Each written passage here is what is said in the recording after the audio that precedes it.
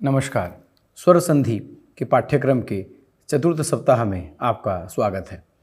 इस सप्ताह में हम दीर्घ, पूर्व रूप और द्वित्व संधि को पढ़ेंगे तथा इस सप्ताह में कुल मिलाकर 5 व्याख्यान होंगे और स्वर संधि के पाठ्यक्रम में यह 5 व्याख्यान 17 से 21 नंबर की संख्या में होंगे। अर्थात कहने का तात्पर्य यह हुआ कि स्वर संधि के पाठ्यक्रम में 17 से 21 नंबर के जो व्याख्यान हैं वो चतुर्थ सप्ताह के अंतर्गत आते हैं एवं उसमें हम दीर्घ, पूर्व रूप और द्वित्व संधि के विषय को लेकर पढ़ेंगे। तो किन किन दिनों में क्या पढ़ेंगे अर्थात किस व्याख्यान में क्या पढ़ेंगे, इस विषय को लेकर के आगामी स्लाइड प्रवृत्त होती है। सबसे पहले हम प्रारंभ करेंगे दीर्घ संधि एवं उसके अपवाद से। दीर्घ संधि व उसके अपवाद को पढ़ने के बाद जो अगला व्याख्यान होगा वह होगा एंगः पदान्तादति और प्रकृतिभाव के विषय को लेकर के। उसके बाद हम अनेकालशित सर्वस्य के प्रसंग को समझेंगे तथा उसको समझने के साथ ही साथ अवंग स्फोटायनस्य एवं इंद्रिय च के विषय को भी हम देखेंगे। इसके बाद जो अगला व्याख्यान होगा अर्थात व्याख्यान संख्या 20 या लेक्चर नंबर 20, उसके अंतर्गत हम अचोराभ्याम द्वे एवं वृत्यकः विषय को लेंगे। उसके साथ जो अंतिम व्याख्यान होगा इस सप्ताह का अर्थात लेक्चर नंबर 21, उसमें हम स्वर संधि और प्रकृति भाव के विषय को लेकर के चर्चा करेंगे। यहाँ पर ध्यान देने की बात यह है कि जो चौथा व्याख्यान है इस सप्ताह के अंतर्गत, जिसमें हम देख सकते हैं कि अचोराभ्याम द्वे एवं वृत्यकः का विषय यहाँ पर दिख रहा है। वस्तुतः अगर हम लघु सिद्धांत कौमुदी की बात करें तो यह सबसे अंत में आता है, अंत में अर्थात स्वर संधि के अंत में आता है, किंतु इसको हमने इसी सप्ताह में लिया है क्योंकि जो पंचम या जो 5वां सप्ताह होगा उसमें हम संपूर्ण रूप से प्रकृति भाव की चर्चा करेंगे तथा प्रकृति भाव की चर्चा संपन्न हो सके इसीलिए केवल प्रकृति भाव को लेकर के ही उसमें चर्चा की जाएगी। अस्तु, आज का जो विषय है अर्थात जो 17वां लेक्चर नंबर 17 जो 17वां व्याख्यान है वह दीर्घ संधि एवं उसके अपवाद के विषय को लेकर के होगा। तो अब जो स्लाइड है उसके अंतर्गत हम देख सकते हैं कि आज का जो पाठ्यक्रम है अर्थात इस व्याख्यान का जो पाठ्यक्रम है उसके अंतर्गत हम क्या क्या विषय देखेंगे। आज का जो पाठ्य विषय है उसमें सर्वप्रथम हम दीर्घ संधि की व्याख्या एवं उदाहरण को देखेंगे तथा दीर्घ संधि का दायरा अत्यंत व्यापक है अर्थात दीर्घ संधि की सीमा अत्यंत व्यापक है।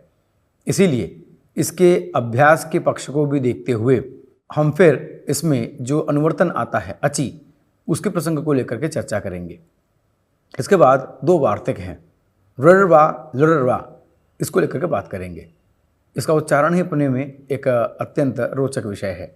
अस्तु, इसके बाद जब ये दोनों वार्तिक हम देख लेंगे तो उसके बाद दीर्घ संधि किनका अपवाद है और दीर्घ संधि के कौन अपवाद हैं, इस विषय को भी हम लेकर के देखेंगे। तो अब दीर्घ संधि विधायक सूत्र अकः सवर्ण दीर्घ के साथ इस दीर्घ संधि का प्रकरण प्रारंभ होता है। अब इसमें अनुवर्तन में कई पद हैं जिनको अगर हम लेकर के देखें स्लाइड के अनुसार तो हम देखेंगे कि अकः सवर्णे अचि पूर्वप्रयोः एकः दीर्घः। अस्तु, सबसे पहले यहाँ पे लेंगे अकः, तो यहाँ पे अकः सवर्णे अचि, सवर्णे अचि पूर्वप्रयोः एकः दीर्घः, एकः दीर्घः। कहने का तात्पर्य क्या हुआ, यह सूत्र क्या कहता है, यह सूत्र कहता है कि अक के पश्चात अगर सवर्ण अक आ जाए, पुनः अक के पश्चात अगर सवर्ण अक आ जाए तो पूर्व पर के स्थान पर एक आदेश होगा और वो होगा दीर्घ आदेश। जैसे अगर मैं यहाँ पर उदाहरण में देखें, अक के पश्चात सवर्ण अक। अब सवर्ण क्या है, हमने प्रथम सप्ताह में देखा था कि सवर्ण क्या है, तो अगर हम सरल शब्दों में कहें तो सवर्ण का अर्थ हो गया परिवार वाला।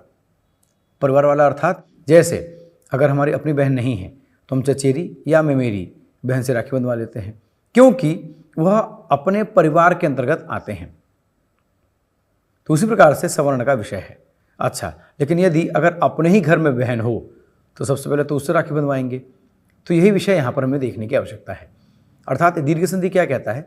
दीर्घ संधि कहता है कि सरल शब्दों में अक के पश्चात अगर सवर्ण अक आ जाए, अक के पश्चात अगर सवर्ण अच आ जाए, यहाँ पर प्रसंग है, परंतु हम अपनी सुविधा के लिए लेंगे कि अक के पश्चात अगर सवर्ण अक आ जाए तो पूर्व पर के स्थान पर अर्थात दोनों के स्थान पर एक आदेश होगा और वो आदेश होगा दीर्घ। जैसे स्लाइड में ध्यान देंगे, दैत्य, दैत्य में यहाँ पे य में जो अ है वो अक के अंतर्गत आता है। उसके बाद अरिही, अरिही में जो अ है वो यहाँ पर भी अक के अंतर्गत आता है। अब यहाँ पर क्या है कि दैत्य में जो अ है और अरि में जो अ है ये दोनों क्या है? सवर्ण है। अर्थात सवर्ण परिवार वाले तो हैं ही, पर एक तरह से क्रम कहें तो सगे भाई बहन है। जैसे हमने बात अभी की कि चचेरी बहन, ममेरी बहन और अपनी बहन, तो चचेरी बहन, ममेरी बहन भी अपनी बहन है, लेकिन जो अपनी जो बहन हो जाती है उसका एक प्रसंग अलग हो जाता है। तो दीर्घ संधि ऐसे ही सवर्ण अक को लेकर के वार्ता करता है। अर्थात अ के बाद अगर अ आ जाए, अक के बाद अगर अक आ जाए तो क्या होगा? दोनों के स्थान पर दीर्घ आदेश हो जाएगा। जैसे हम यहाँ पे उदाहरण में देख सकते हैं, दैत्य अरिही, दैत्य में य में अ है, अरिही में अ है और ये दोनों सवर्ण हैं, यानी अ के पश्चात अ आ गया, अक के बाद अक, उसमें अ के बाद अ आ गया, तो इसका हो जाएगा दीर्घ, जैसा कि हम यहाँ पे देख सकते हैं। तो हो जाएगा दैत्यारिही। यह उदाहरण यहाँ पर बन जाएगा। तो दैत्यारिही जो बना, यह दीर्घ संधि के अंतर्गत जो अकः सवर्ण दीर्घ सूत्र है उसके कारण इसका निर्माण हुआ। अब इसके और अधिक अभ्यास के द्वारा हम इस विषय को और अच्छे से समझ सकते हैं, परंतु उस अभ्यास पर जाने से पूर्व ध्यान देना होगा कि अकः सवर्ण दीर्घ कहता है कि अक के पश्चात अगर पुनः अच आ जाए, सवर्ण अच आ जाए, अर्थात अक के पश्चात अगर अक आ जाए, अपने सरलता के लिए हम समझें तो अब दीर्घ आदेश हो जाता है। जैसा कि हम उदाहरण की स्लाइड से समझ सकते हैं। तो हम देखेंगे कि अवर्ण का अभ्यास, जैसे अगर हम यहाँ पर देखेंगे तो हम ये पाएंगे, जैसे अवर्ण का अभ्यास, अवर्ण का अभ्यास शिव अरिही बनेगा, शिवारिही। तो शिव और अरि इन दोनों में अ है, तो उसको आदेश हो गया दीर्घ आदेश, तो हो गया शिवारिही, कृष्णारिही, इस प्रकार से बन जाएगा। अब यहाँ पर देखिए, सीता अतिथि ही, सीता में जो आ है और अतिथि में जो अ है, तो ये आ भी अ का ही सवर्ण है, अर्थात अ के परिवार में अ आ है, तो आ और अ मिलकर भी आ ही बनेगा। कहने का तात्पर्य क्या हुआ कि आदेश क्या होगा? आदेश होगा दीर्घ। तो जहाँ पर दीर्घ आदेश होगा तो वहाँ पर भले ही दोनों तरफ अगर ह्रस्व हो या दोनों तरफ दीर्घ हो या एक ह्रस्व हो या एक दीर्घ हो, परंतु आदेश में सदैव दीर्घ आदेश ही रहेगा। जैसे उदाहरण के लिए हम स्लाइड में पुनः देखें तो शिव अरिही, यहाँ पर ह्रस्व अ है, ह्रस्व अ है, तो ह्रस्व अ और ह्रस्व अ मिलकर के बन गया दीर्घ आ। किंतु सीता अतिथि ही, तो सीता में है आ और अतिथि में अ, तो आ और अ मिलकर के भी बनेगा आ ही, क्योंकि आदेश क्या होना है? दीर्घ, तो दीर्घ आदेश हो जाएगा। तो इस प्रकार से शिवारिही, कृष्णारिही, सीतातिथि ही, गीतातिथि ही, देवाजिरम, इस प्रकार से यह रूप बनते हैं। अब इसी के साथ अगर हम ई वर्ण का अभ्यास देखें तो हम पाएंगे कवि ईश्वरः, तो कवीश्वरः। अब यहाँ पर देखिए कवि और ईश्वरः, तो ह्रस्व और दीर्घ मिलकर के भी, तो दीर्घ ई हो या ह्रस्व ई हो बनेगा दीर्घ ही। जैसा कि हम यहाँ पे देख सकते हैं, कवि ईश्वरः, कवीश्वरः, बुद्धीश्वरः, हरीशः, महीशः, मुनीन्द्रः, यहाँ पर दोनों ह्रस्व हैं तब भी दीर्घ आदेश हुआ, और यहाँ पर एक ह्रस्व है एक दीर्घ है तब भी दीर्घ आदेश हुआ, क्योंकि यह सूत्र ही अकः सवर्ण दीर्घ कहता है कि दीर्घ आदेश हो जाएगा। अस्तु, अब यहाँ पर उवर्ण का अभ्यास देखें तो भानु उदयः, भानुदयः, भू उत्तमः, भूत्तमः, गुरुत्तमः, शिशुतिः, वधूतिः, यह सब रूप बन जाते हैं। इसके बाद रिवर्ण के अभ्यास में अगर हम देखें तो पितृऋकारः, पितृकारः, मातृऋकारः, मातृकारः, भातृणम, पितृणम, होतृकारः, इस प्रकार से बनता रहेगा। तो कहने का तात्पर्य यह है पुनः कि अकः सवर्ण दीर्घ क्या कहता है कि अक के बाद अगर सवर्ण अक आ जाए, सवर्ण का विषय हम पहले देख चुके हैं, सवर्ण अर्थात एक ही परिवार वाला, अपने समझने के लिए, अर्थात अक के बाद अगर सवर्ण अक आ जाए, अक अर्थात अ ई उ रील री के बाद अगर अ ई उ रील री आ जाए तो वहाँ दीर्घ आदेश हो जाएगा। यद्यपि अक प्रत्याहार के अंतर्गत अ ई उ री री ये 5 आते हैं, किंतु री का योग अगर री से करेंगे तो वहाँ पर दीर्घ नहीं होगा, क्योंकि हम जानते हैं कि री का दीर्घ नहीं होता। तो कहने का तात्पर्य यह है कि अकह सवर्ण दीर्घ में आ, ई, उ, री ये 4 उदाहरण ही बनते हैं। री का उदाहरण हमको नहीं मिलता, जैसा कि हम स्लाइड में देख सकते हैं कि री प्लस ली में कट क्रॉस है, अर्थात री प्लस ली का दीर्घ नहीं होगा। तो आ, ई, उ, री यही उदाहरण बनेंगे। अस्तु, अब यहाँ पर एक प्रश्न उठता है, जैसा कि अनुवर्तन में हम देख सकते हैं कोष्ठक में ब्रैकेट में अचि दिया हुआ है। तो प्रश्न ये है कि अकह सवर्णे अचि, यहाँ पर अचि बोलने की क्या जरूरत थी? ये तो सीधी सी बात है, अक के बाद अगर सवर्ण आ जाएगा अर्थात अक का सवर्ण आ जाएगा तो दीर्घ कर देंगे। तो अचि क्यों कहा? तो इसका उत्तर हम स्लाइड में देख सकते हैं। अचि का प्रसंग, अब यहाँ पर शंका को देखिए। शंका है कि अनुवर्तन के प्रसंग में अचि का प्रयोग क्यों? अनुवर्तन के प्रयोग में अचि का प्रयोग क्यों? क्योंकि अचि जो है अकह सवर्णे, अक का सवर्ण आ जाएगा तो दीर्घ हो जाएगा। तो उसमें कहने की क्या आवश्यकता है? तो कहने की आवश्यकता इसलिए है क्योंकि हम जानते हैं कि तुल्यास्य प्रयत्नम सवर्णम सूत्र यह कहता है कि सवर्ण संज्ञा हो जाती है, अर्थात उच्चारण स्थान इत्यादि के लिए सवर्णत्व की अपेक्षा हो जाती है। जैसे कि हम लोगों ने देखा था यण संधि के प्रसंग में कि ई के स्थान पर यह आदेश हुआ, क्योंकि उनके अंदर उच्चारण सदृशता है। अब उच्चारण सदृशता होने के कारण एक प्रकार से हमको सवर्ण भी मान सकते हैं, और सवर्ण होने के कारण ही ई के स्थान पर यह आता है, वह नहीं आता। स्थानांतरतम इत्यादि हम देख चुके हैं।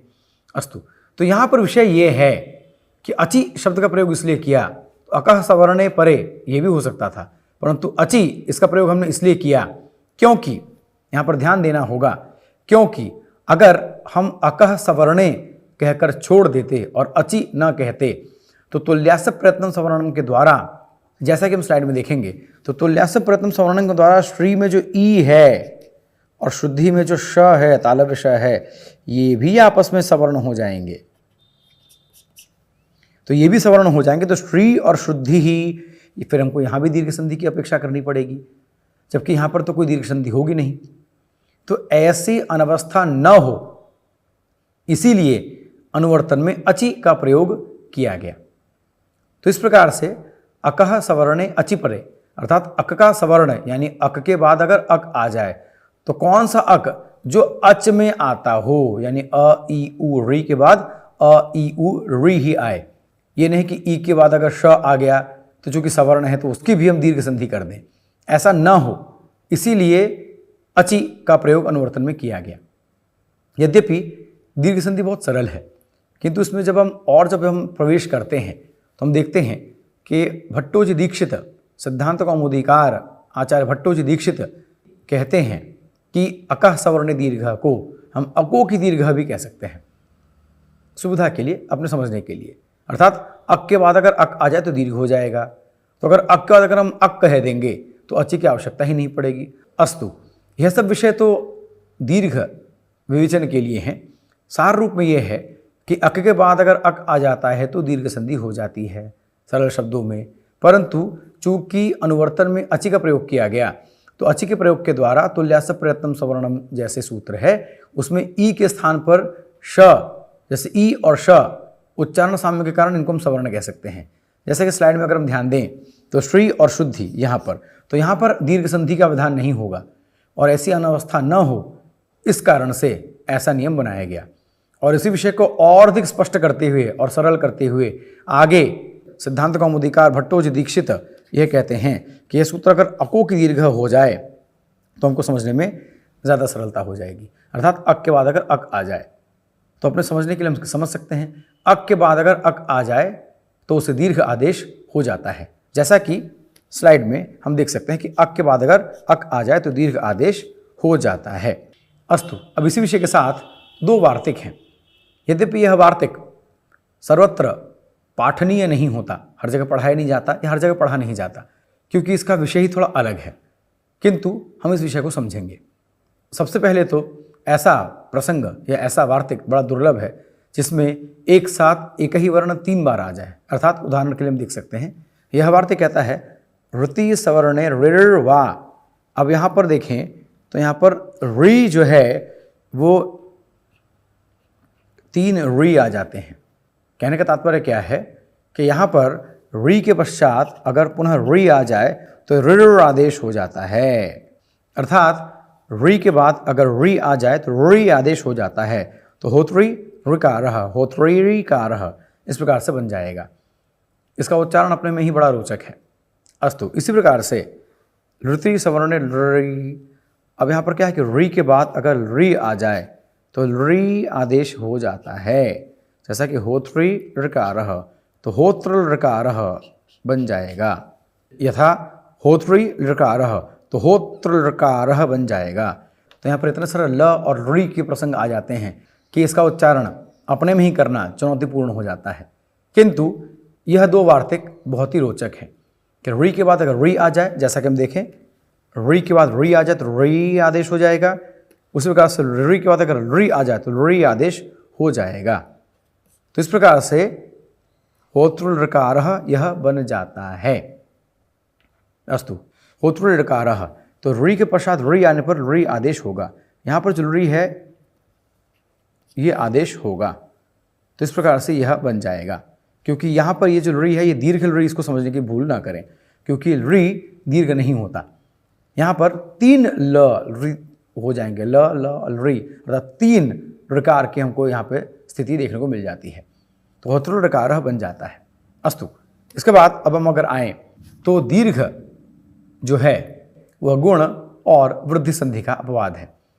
जैसा कि हम स्लाइड में यदि देखें तो आद गुण, तो दैत्य अरिहि, तो आद गुण के अनुसार अगर हम देखें तो आद गुण में हम लोगों ने अ के बाद अच देखा था, फिर उसके बाद हमने गुण एक आदेश देखा था, जैसा कि आपको याद होगा। तो यहाँ पर एक जगह हम लोगों ने इक लिखा था, आपको ये भी स्मरण होगा।